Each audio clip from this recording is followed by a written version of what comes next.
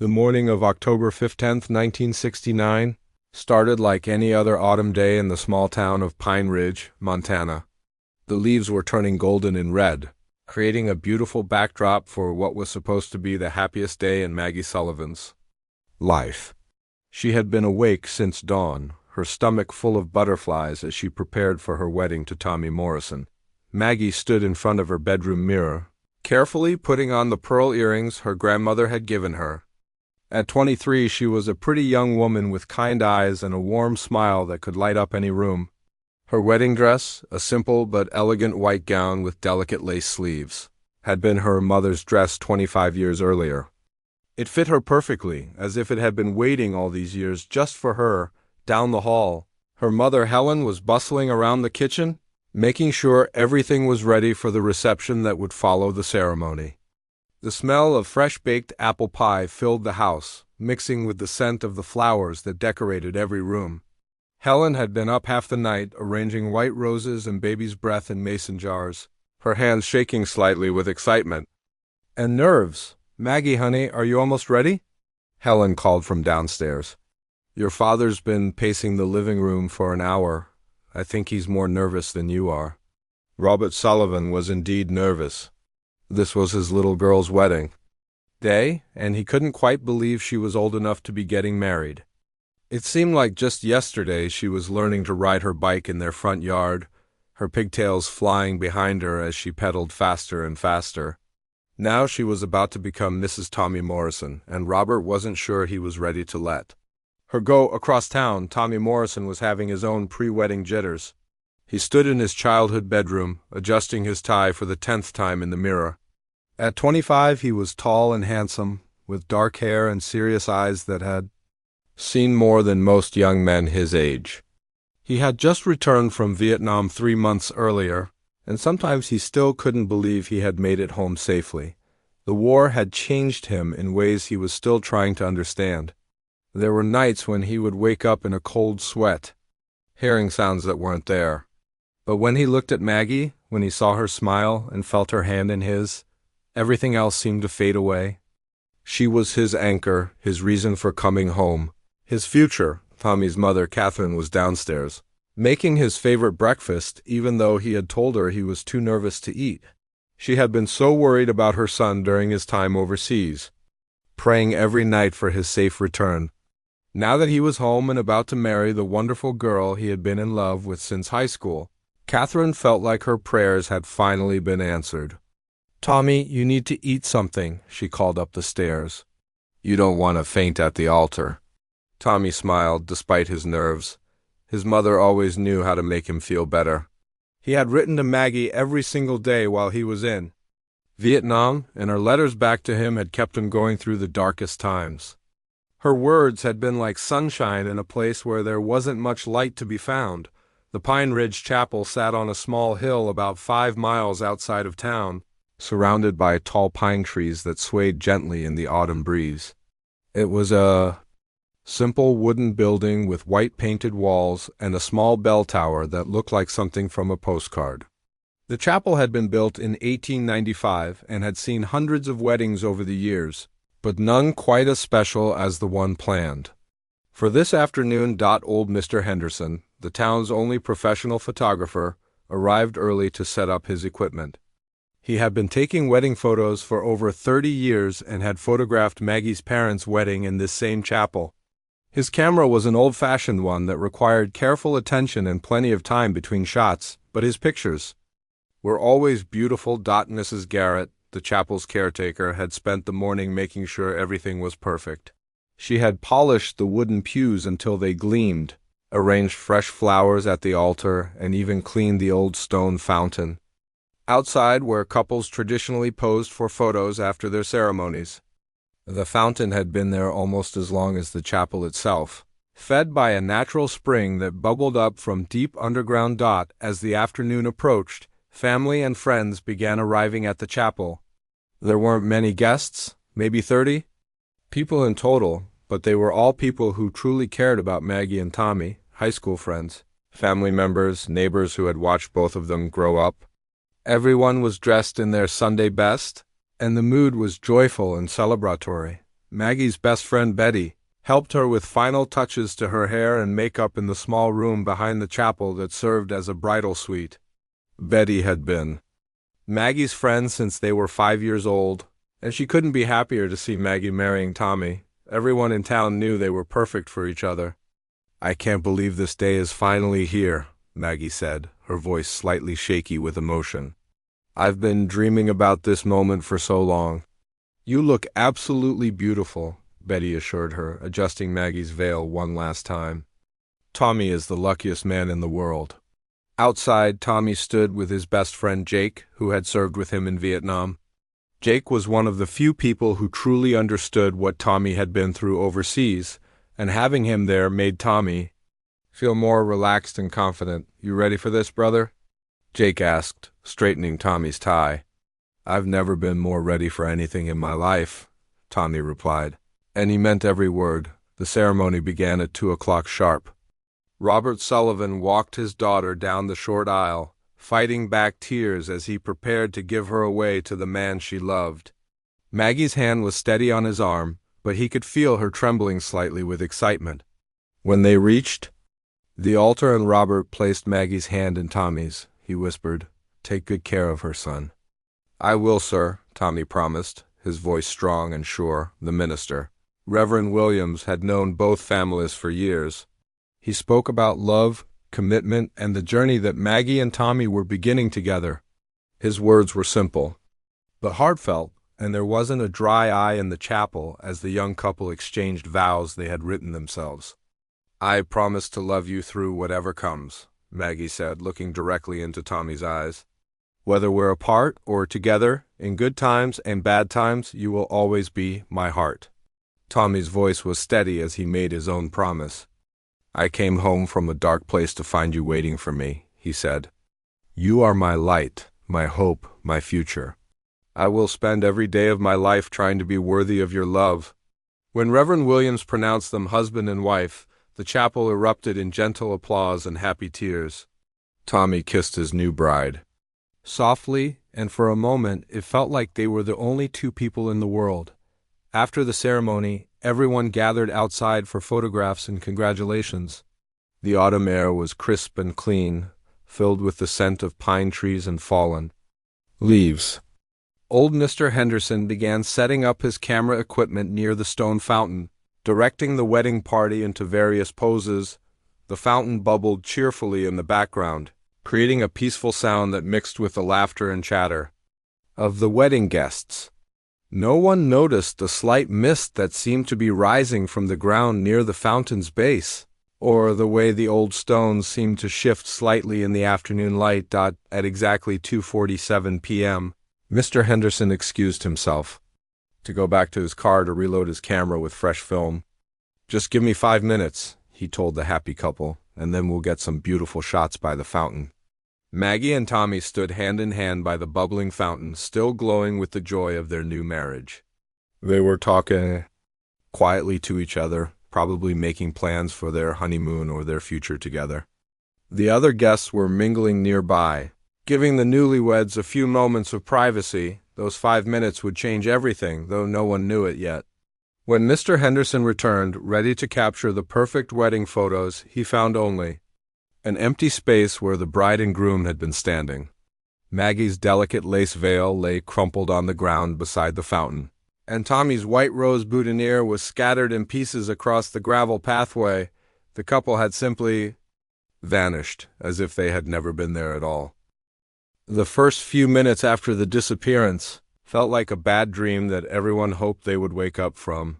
Mr. Henderson stood frozen by his camera, staring at the empty space where Maggie and Tommy had been just moments before. He called out their names, thinking maybe they had stepped behind one of the large pine trees for a private moment. "Maggie? Tommy? Where did you folks go?" His voice echoed through the quiet forest. But there was no answer. The wedding guests noticed something was wrong when they heard the photographer calling. Betty was the first to rush over, her heart already starting to race when she saw the confused look on Mr. Henderson's face. "Where are they?" she asked, looking around frantically. "They were just here a minute ago." "I don't understand it," Mr. Henderson said, his hands shaking as he pointed to the crumpled veil on the ground. "I went to my car for maybe 5 minutes, and when I came back, they were gone. But look at this." Everyone gathered around the fountain, staring at Maggie's beautiful lace veil lying in the dirt. The delicate fabric that had looked so perfect just minutes earlier was now torn and dirty, as if it had been ripped away in a hurry. Tommy's boutonniere lay scattered nearby, the white rose petals crushed and broken. Robert Sullivan felt his chest tighten with panic. "They wouldn't just leave," he said, his voice getting louder. "Maggie would never just walk away from her wedding photos. Something's wrong here." Helen Sullivan was already crying, clutching her husband's arm. "Where's my daughter? Where's my baby?" The guests spread out immediately, calling Maggie and Tommy's names as they searched through the trees around the chapel. Some people checked inside the building, thinking maybe the couple had gone back inside for some reason. Others walked down the winding dirt road, hoping to see them taking a romantic stroll. Jake, Tommy's best friend, felt a cold dread settling in his stomach. He knew Tommy better than anyone, and this wasn't like him at all. Tommy was responsible, especially when it came to Maggie. He would never disappear without telling someone where he was going, especially not on his wedding day. "This isn't right," Jake told anyone who would listen. Tommy wouldn't do this. Something happened to them. As the sun began to set and there was still no sign of the missing couple, Robert Sullivan made the decision to call the sheriff. His hands were shaking as he dialed the number from the phone inside the chapel. Sheriff Dale Hutchinson had been enjoying a quiet afternoon at home when the call came in. He was a practical man in his 50s who had been keeping the peace in Pine Ridge for over 20 years. In all that time, he had never dealt with anything like this. "People don't just disappear into thin air," he told his deputy as they drove out to the chapel. "There's got to be a logical explanation." But when Sheriff Hutchinson arrived at the scene and saw the genuine terror in the family's eyes, he knew this was serious. The way Maggie's veil was torn, the scattered flowers, the complete absence of any footprints leading away from the fountain, none of it made sense. "Tell me exactly what happened," he said to Mr. Henderson, pulling out his notebook. The photographer explained everything again, his voice getting more worried with each telling. "They were standing right there, happy as could be. I went to my car, and when I came back, they were gone. It couldn't have been more than 5 minutes." Sheriff Hutchinson examined the scene carefully. The ground around the fountain was soft from recent rain, and he could see footprints from all the wedding guests who had been walking around. But there were no clear tracks leading away from where the couple had been standing. It was as if they had simply vanished. "Did anyone see them leave?" he asked the group of worried family and friends. Everyone shook their heads. Betty explained that she had been talking to some relatives about 20 feet away and had her back turned to the fountain. Other guests had been scattered around the chapel grounds, but no one had been watching the couple closely. "What about their car?" the sheriff asked. Jake led him to where Tommy's blue Ford pickup truck was parked. The keys were still in Tommy's jacket pocket, which he had left hanging in the chapel. Maggie's purse was still in the bridal room, with all her money and identification inside. As darkness fell, Sheriff Hutchinson organized a proper search party. Within an hour, nearly 50 people from town had arrived with flashlights and lanterns. They formed a line and walked slowly through the forest, calling out for Maggie and Tommy. The search continued all night. Local farmers brought their hunting dogs, hoping the animals might pick up a scent trail. But the dogs seemed confused and restless near the fountain, whining and backing away as if something was bothering them. Mrs. Garrett, the chapel caretaker, mentioned something that made everyone even more uneasy. "There was a strange mist earlier," she told the sheriff. "Right around the time they disappeared. I've never seen anything like it before. It seemed to be coming up from the ground near the fountain."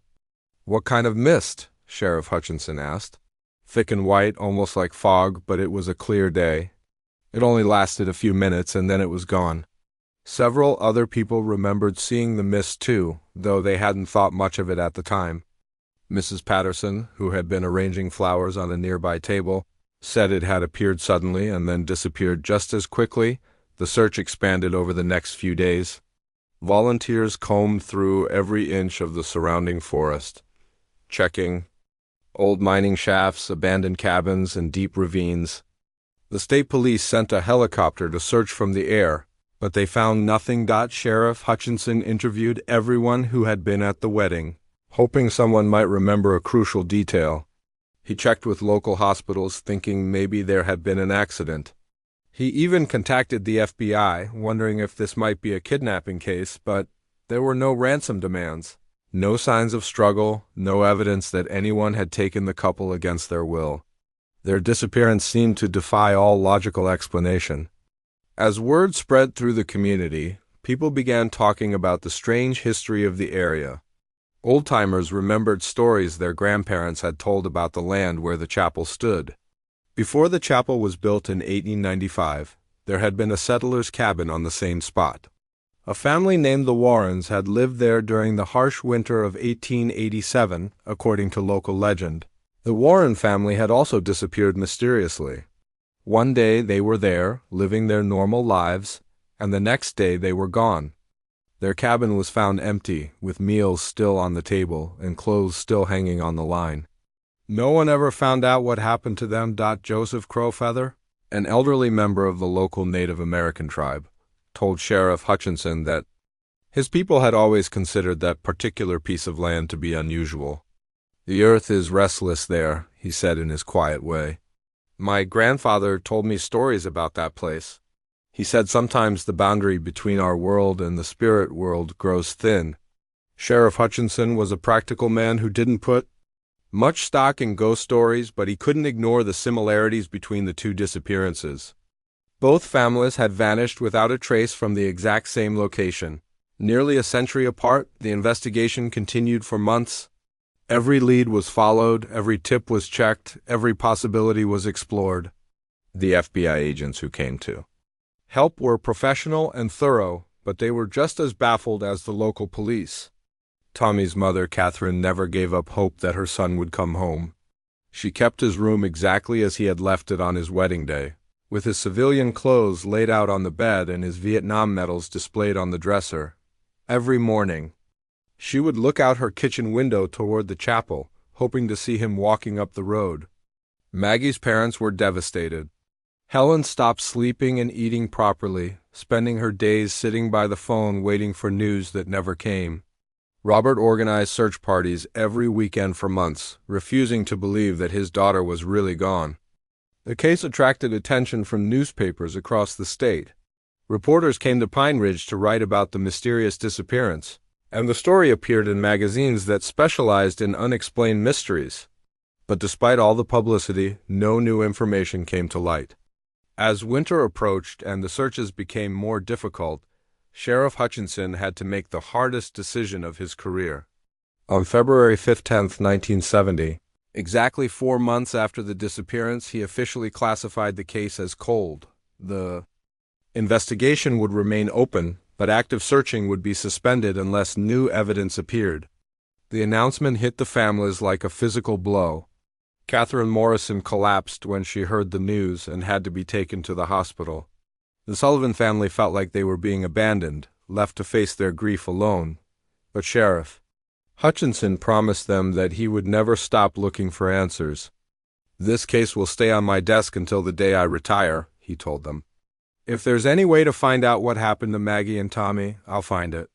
The chapel was closed indefinitely after the disappearance. Mrs. Garrett couldn't bear to work there anymore, and no one in town wanted to get married in a place where such a terrible mystery had occurred. The building sat empty through the winter, its windows dark and its doors locked, while the fountain continued to bubble quietly in the silence. The months after the case went cold were the hardest for everyone involved. Spring came to Pine Ridge in 1970, but it felt different somehow. The town that had always been close-knit and cheerful now carried a shadow of sadness that seemed to touch everything. Helen Sullivan aged 10 years in those first few months after losing Maggie. She would sit by her kitchen window for hours, staring out at the road that led to the chapel, hoping against hope that she would see her daughter walking home.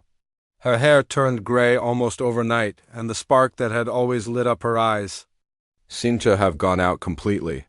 "I keep thinking I hear her voice," Helen would tell her sister during their daily phone calls. Yesterday I could have sworn I heard her calling for me from upstairs. I ran up there so fast, but of course there was nothing. Robert tried to stay strong for his wife, but the loss was eating him alive from the inside. He had always been the type of man who could fix anything: broken fences, leaky roofs, sick cattle. But he couldn't fix this, and it was driving him crazy. He started taking longer and longer walks in the evenings, sometimes not coming home until well after. Dark. Every month, Robert would place the same advertisement in newspapers across 3 states. Missing: Margaret Morrison, disappeared October 15, 1969, from Pine Ridge Chapel, Montana. If you have any information, please contact. The ad cost money they didn't really have, but Robert would have sold everything he owned if it meant finding his daughter. Catherine Morrison was struggling just as much. Tommy had been her whole world since her husband died in a factory accident when Tommy was just 12. She had worked 2 jobs to put him through high school, and when he went to Vietnam, she had prayed every single night for his safe return. Now, he was home, but he was also gone, and Catherine couldn't understand how God could be so cruel. She kept Tommy's room exactly as he had left it on his wedding day. His good suit was still hanging on the closet door, and his shaving kit was still laid out on the dresser. Sometimes she would go in there and just sit on his bed, holding one of his old letters from Vietnam. He was so happy that morning, she would tell anyone who would listen. I made him breakfast, and he was nervous but excited. He kept talking about his future with Maggie, about the house they wanted to buy, about the children they hoped to have. How does someone just disappear like that? The families hired private investigators with money they borrowed from relatives and friends. 3 different detectives worked the case over the next 2 years, but none of them found anything new. They interviewed people, followed up on tips, and checked records in dozens of states, but Maggie and Tommy seemed to have vanished from the face of the earth. One investigator, a former police officer named Bill Crawford, spent 6 months on the case in 1971. He was thorough and experienced, and he genuinely cared about finding the truth. But even he had to admit defeat eventually. "I've worked missing persons cases for 20 years, he told the families during his final report. "I've never seen anything like this. It's as if they stepped into another dimension. I'm sorry I couldn't give you the answers you deserve." The chapel remained closed, and weeds began growing up around the building. The fountain still bubbled cheerfully, but no one came to visit anymore. Local teenagers started calling it Ghost Chapel, and they would dare each other to walk up to the building on dark nights. Strange stories began to circulate around town. Mrs. Henderson, who lived about a mile from the chapel, claimed she sometimes saw a woman in white walking through the trees on foggy evenings. "She's always moving toward the chapel," she told her neighbors. "But when I look again, she's gone." Other people reported hearing wedding bells ringing from the direction of the chapel, even though the bell in the tower had been removed years earlier. The sounds always seemed to happen around 2:47 in the afternoon, the exact time Maggie and Tommy had disappeared. Tom Bradley, a teenager who worked at the gas station in town, swore he had encountered something supernatural near the chapel. One night in 1972, he had been driving home from his girlfriend's house when his car broke down right in front of the old building. "I was trying to fix the engine when I heard music," he told his friends the next day. "It sounded like wedding music, real faint, but definitely there. And I could smell flowers, even though it was the middle of winter. I got so scared I ran all the way home and left my car there until morning." The story spread through town like wildfire, and soon parents were warning their children to stay away from the chapel area, especially after dark.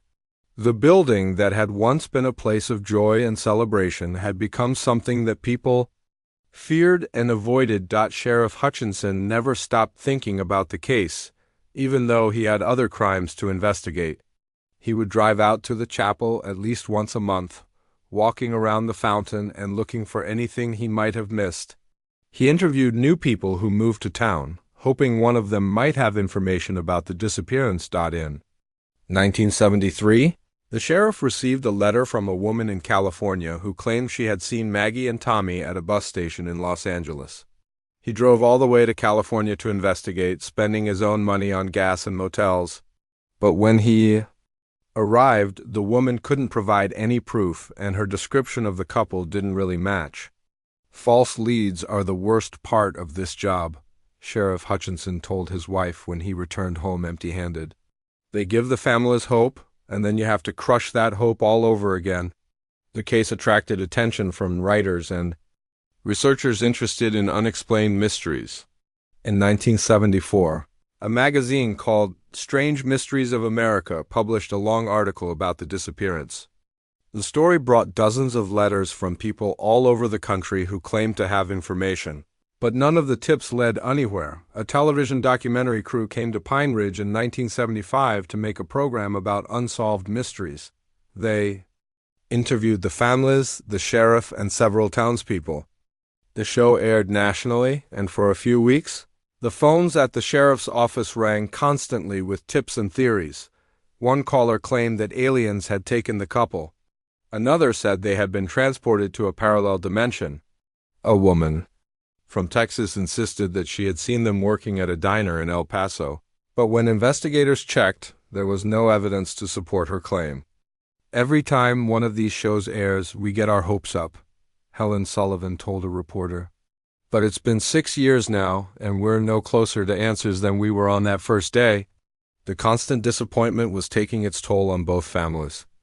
Robert Sullivan started having chest pains in 1976, and his doctor warned him that stress was affecting his heart. Helen begged him to stop placing the newspaper ads and hiring investigators, but he couldn't give up.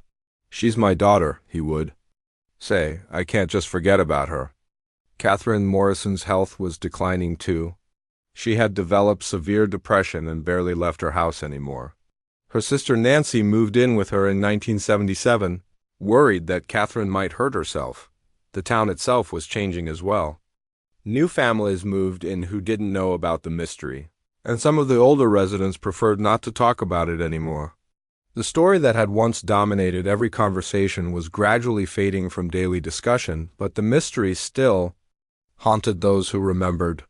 Betty, Maggie's best friend, had moved away to Denver after getting married, but she still thought about her missing friend every single day. Jake, Tommy's best friend, had started drinking heavily after returning from his second tour in Vietnam. He blamed himself for not somehow preventing the disappearance. "I should have been watching out for him," Jake would say during his darker moments. "We were supposed to take care of each other."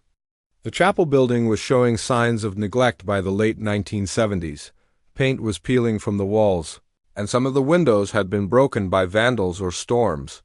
The local historical society talked about restoring it, but no one wanted to take on the project because of its dark reputation. In 1978, Robert Sullivan suffered a massive heart attack while working in his fields. The doctor said it was stress-related, and Helen was convinced that the years of searching for Maggie had literally broken his heart.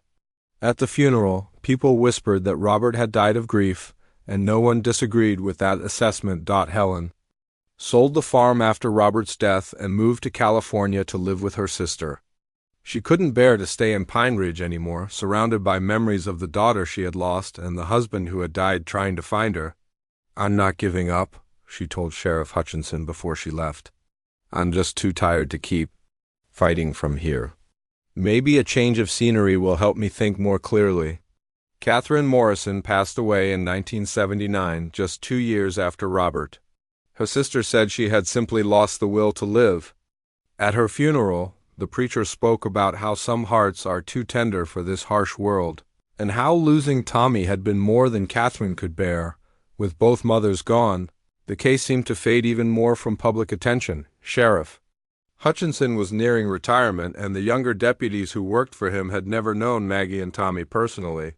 The mystery was becoming just another cold case file in a cabinet full of unsolved crimes. By 1980, 11 years had passed since the disappearance. The summer of 1981 was one of the hottest and driest anyone in Pine Ridge could remember. The sun blazed down day after day without a cloud in sight, and the streams that usually ran full and clear were reduced to tiny trickles of water. Farmers worried about their crops, and everyone in town was talking about the drought that seemed to have no end. 12-year-old Danny Fletcher was spending the summer at his grandparents' house just outside Pine Ridge. His parents thought the country air would be good for him, and Danny loved exploring the woods and streams around his grandparents' property.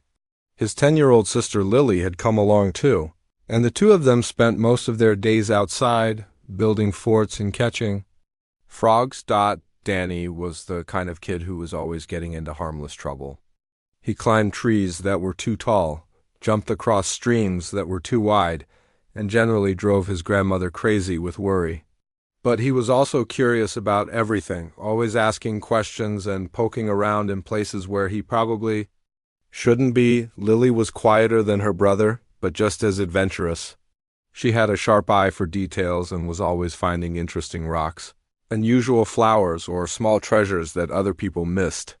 She kept a collection of pretty stones in a shoebox under her bed, and she was always adding to it. Their grandfather, old Pete Fletcher, had told them stories about the area, including the tale of the couple who had disappeared from the chapel 12 years earlier. But to Danny and Lily, it was just another ghost story. No more real than the tales about buried treasure or mysterious lights in the forest. "Don't go bothering around that old chapel," their grandmother would warn them. "Nothing good ever happened there." But kids being kids, the warning only made the place more interesting to them. They had walked past the abandoned building several times during their summer stay, daring each other to get closer each time. The chapel looked sad and forgotten, with broken windows and weeds growing up around the foundation on the morning of July 15th. The heat was already unbearable by 9 o'clock. Danny and Lily had been helping their grandfather feed the chickens, but even the birds seemed too hot to eat much. Their grandmother suggested they go play by Willow Creek, where it might be cooler under the shade trees. "Just be careful," she called after them as they headed out with a thermos of lemonade and some sandwiches. "That creek is lower than I've ever seen it." She was right about the water level. When they reached their usual swimming spot, they found that the creek was barely deep enough to wade in. The water that normally covered the rocky bottom was gone, exposing areas that had been underwater for years. "Look at all these rocks," Lily said, walking carefully along the exposed creek bed. "I bet there are some really pretty ones that nobody's ever seen before." Danny was more interested in the strange shapes that the dried mud had formed along the banks. Some of them looked like footprints, and others looked like the impressions left by old tree roots. He was pretending to be a detective, following the mysterious tracks wherever they led. They had been exploring for about an hour when Lily called out from about 50 yards downstream, "Danny, come look at this. There's something shiny over here." Danny hurried over to where his sister was standing. She was pointing at something metallic that was glinting in the sunlight, half buried in the dried mud near the creek bank. It looked like it might be a piece of old farm equipment or maybe a lost fishing lure. "Help me dig it out," Lily said, already kneeling down and scraping away the hard-packed earth with her hands. Danny found a stick and started helping her. And soon they realized that the metallic object was attached to something much larger. As they worked, they could see that it was some kind of old leather bag or satchel, dark with age and water damage. "This thing's been here forever," Danny said, wiping sweat from his forehead. "Look how old and gross it is," but Lily was fascinated. "I wonder what's inside it. Maybe it's treasure." It took them nearly 20 minutes to work the satchel free from the dried mud. It was heavier than they expected, and when they shook it gently, they could hear things moving around inside. The leather was stiff and cracked, but it had held together surprisingly well considering how long it had been buried. They carried their discovery to a shady spot under a large oak tree before attempting to open it. The buckles were corroded and difficult to work with their small fingers, but eventually Danny managed to get the flap open. The smell that came out was musty and strange, like old books mixed with pond water. Inside, they could see several objects wrapped in what looked like plastic bags. Someone had been very careful to protect whatever was in there. From the water, the first thing they pulled out was a small metal chain with 2 rectangular tags hanging from it. The tags were tarnished, but still readable, and Lily sounded out the words printed on them. "Thomas Morrison," she read slowly. "United States Army." Danny's eyes got wide. "Those are dog tags, like soldiers wear." They set the dog tags carefully aside and reached for the next item, which was wrapped in a clear plastic bag that had kept most of the water out. Inside was a folded piece of paper that looked official and important. Lily unfolded it carefully, afraid it might fall apart in her hands. At the top, in fancy lettering, it said Certificate of Marriage. Below that were two names, Margaret Sullivan and Thomas Morrison, and a date, October 15th, 1969. "Danny," Lily whispered, her voice full of excitement and fear. "I think this belongs to those people who disappeared from the chapel." Danny felt a chill run down his spine despite the hot summer day. He had heard the story several times, but it had always seemed like something that happened long ago and far away. Now he was holding proof that it had really happened, and that those people had been real. There were more items in the satchel. A small jewelry box contained a delicate pearl ring that still sparkled despite years underwater. There was a waterlogged wallet with a driver's license that showed a picture of a young man who must have been Thomas Morrison, but the most amazing discovery was at the bottom of the bag, a small notebook wrapped in several layers of plastic. The cover was badly damaged, but most of the pages inside were still readable. It appeared to be some kind of diary, written in a woman's handwriting. Lily opened it carefully to the first page, where someone had written Margaret Morrison, October 1969, in neat script. Her hands were shaking as she turned to the next page and began to read out loud. October 15th, 1969, something terrible has happened. Tommy and I were standing by the fountain after our wedding ceremony when the ground just gave way beneath us. We fell into some kind of cave or underground room. Tommy hurt his leg badly in the fall and we can't find a way out. Danny and Lily looked at each other with wide eyes. This was like something out of an adventure movie, except it was real and it was tragic. Lily continued reading. October 16th, we've been calling for help all night, but no one can hear us. The walls are solid rock, and the opening we fell through seems to be blocked now. There's water dripping from somewhere, so at least we won't die of thirst right away. The entries continued for several more days, each one more desperate than the last. Maggie wrote about trying to help Tommy with his injured leg, about their attempts to find another way out of the underground chamber, and about their growing fear that no one would ever find them. October 20th. Tommy is getting weaker. His leg is infected and he has a fever. I'm trying to stay strong for both of us, but I'm so scared. We can hear people searching for us sometimes, but they're too far away. If anyone ever finds this diary, please tell our families that we love them and that we're sorry for all the pain our disappearance has caused. The final entry was dated October 23rd, 8 days after the wedding. I don't think we're going to make it out of here. Tommy can barely stay awake now, and I'm feeling weak too. We've been writing letters to our families, trying to say everything we want them to know. I'm going to put this diary and our other important things in Tommy's army bag and seal it up, as best I can. Maybe someday someone will find it and understand what happened to us. We never stopped loving each other, even in this dark place. Lily closed the diary with tears in her eyes. Even at 10 years old, she understood the tragedy of what she had just read. These two young people, who should have been starting their happy life together, had instead died alone in an underground prison on their wedding day. Danny was quiet, for a long moment, processing everything they had discovered. Finally, he spoke up. We have to tell someone about this. Those families never knew what happened. They deserve to know the truth. Lily nodded, carefully wrapping the diary back up in its plastic covering. Grandpa will know what to do. He'll help us get this to the right people. They packed everything back into the satchel, treating each item like the precious evidence it was. The walk back to their grandparents' house seemed to take forever, and both children felt like they were carrying much more than just an old leather bag. Their grandfather, Pete, was working in his vegetable garden when they came running up the path, both talking at once and trying to explain their incredible discovery. At first, he thought they were making up stories, but when he saw the dog tags and the marriage certificate, his expression became very serious.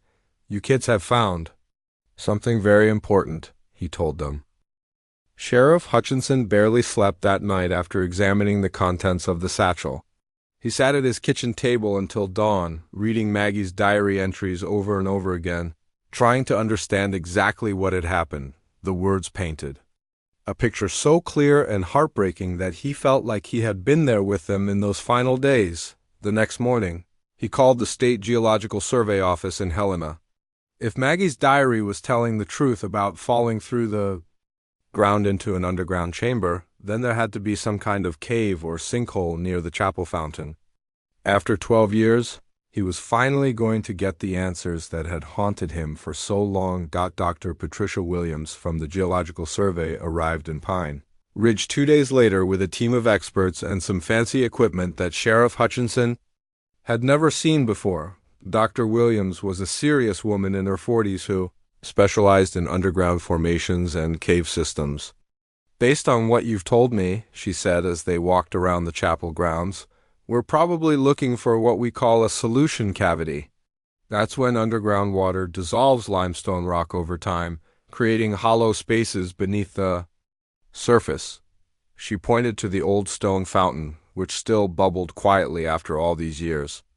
"The fact that this fountain is fed by a natural spring tells us there's definitely water movement underground here. It's entirely possible that a cavity could have formed over the decades."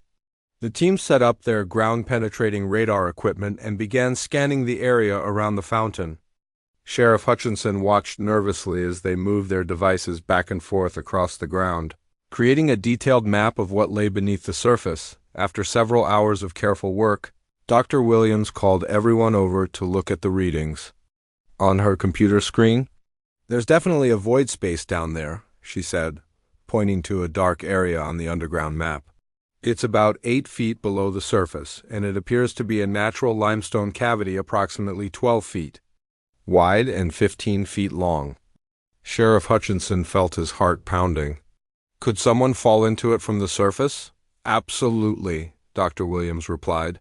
"If the rock layer on top was thin enough, it could have given way under pressure. Over time, water erosion could have weakened the ceiling of the cavity until it was ready to collapse."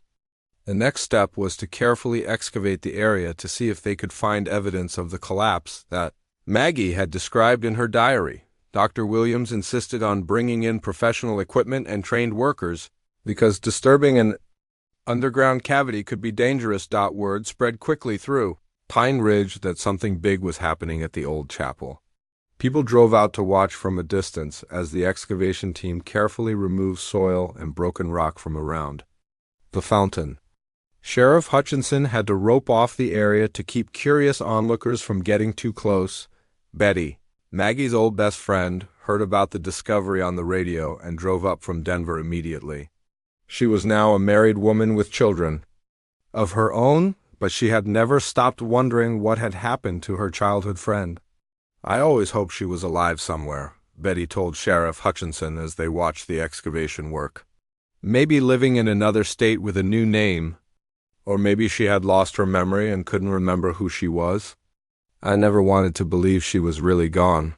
Jake, Tommy's army buddy, had struggled with alcohol and depression for years after the disappearance. When he heard that Tommy's dog tags had been found, he got sober overnight and drove to Pine Ridge for the first time since the funeral for Tommy's mother. "I should have been there that day," he kept saying. "I should have been watching out for him. Maybe if I had stayed closer to the fountain, I could have helped when it happened." Sheriff Hutchinson tried to comfort him. "There was nothing anyone could have done, Jake. This was an accident, a terrible tragedy that no one could have predicted or prevented."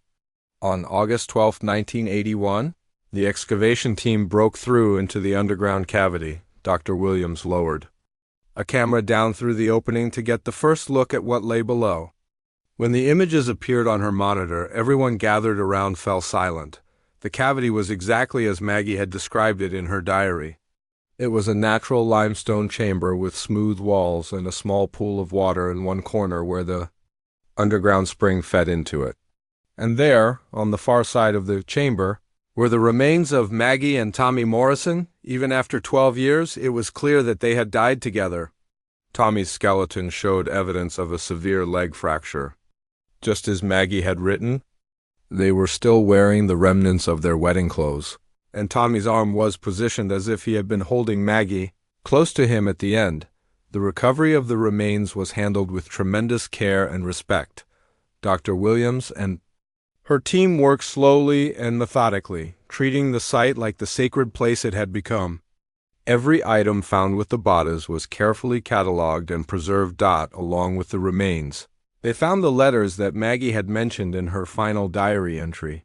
Written on pages torn from a small notebook, the letters were addressed to their parents and contained final messages of love and forgiveness. Tommy had written to his mother, "Don't blame yourself for any of this. You were the best mother a son could ask for. I'm sorry I won't be there to take care of you in your old age. But please know that every day of happiness you gave me was worth a lifetime."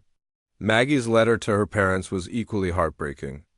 "I want you to know that even though our story is ending sadly, I was never happier than I was on our wedding day. Tommy and I got to be husband and wife, even if it was only for a few days. Please don't let our tragedy stop you from believing in love." The news of the discovery spread across the country. The story that had captivated people 12 years earlier was suddenly front-page news again. Reporters came from newspapers and television stations across the nation to cover the resolution of the mystery, but for the people who had known and loved Maggie and Tommy, the media attention was bittersweet. They finally had answers, but those answers confirmed their worst fears. The couple they had searched for so desperately was never coming home. Helen Sullivan was living with her sister in California when she heard the news. Now in her 70s and in poor health, she was too frail to travel back to Montana for the funeral. But she asked Sheriff Hutchinson to read a statement at the service. "My daughter and her husband are finally at peace," the statement said. "They faced their final days with courage and love, and they never lost faith in each other. I take comfort in knowing that they weren't alone and that they died as they had lived together." The funeral was held on August 15, 1981, exactly 12 years and 1 day after their wedding. The service took place at the Pine Ridge Community Church, since the chapel where they had been married remained closed. Hundreds of people attended, including many who had never known the couple, but had been touched by their story. The casket was placed in the church exactly where it would have been during their wedding ceremony, and Betty scattered white rose petals down the aisle just as she had planned to do 12 years earlier. Jake served as an honorary pallbearer, finally fulfilling his duty to watch over his friend, Sheriff. Hutchinson spoke at the service about the investigation and the 12-year search for answers. "Maggie and Tommy Morrison remind us that love doesn't end with death," he said. "Even in their darkest hours, trapped and afraid, they took care of each other. They wrote letters of comfort to their families instead of letters of blame. They showed us what real love looks like." The couple was buried together in a single grave in Pine Ridge Cemetery, under a simple headstone that read, "Margaret and Thomas Morrison, united husband and wife." October 15, 1969, their love story continues. After the funeral, the community decided to transform the chapel site into a memorial garden. The building was torn down, but the fountain was restored and became the centerpiece of a peaceful park. A small plaque near the fountain tells the story of Maggie and Tommy and serves as a reminder that love can survive even the greatest tragedies. Dr. Williams worked with the county to ensure that the underground cavity was properly sealed to prevent future accidents. The Geological Survey also identified several other potential hazards in the area and marked them for safety. Danny and Lily Fletcher, the children who had made the discovery, were honored by the governor of Montana for their role in solving the mystery. They used the reward money they received to establish a scholarship fund for young couples in Pine Ridge who wanted to get married but couldn't afford a proper wedding years later. People still visit the memorial garden to leave flowers and remember the young couple whose love story touched so many hearts. The fountain bubbles peacefully in the center of the garden, surrounded by white roses and the kind of quiet beauty that Maggie and Tommy would have loved. Sheriff Hutchinson retired the following year, finally able to close the case that had defined his career. He often said that finding Maggie and Tommy was both the saddest and most important work he had ever done. "Sometimes the truth hurts more than not knowing," he would tell people. But families deserve to know what happened to the people they love. Maggie and Tommy deserve to be remembered not just as a mystery,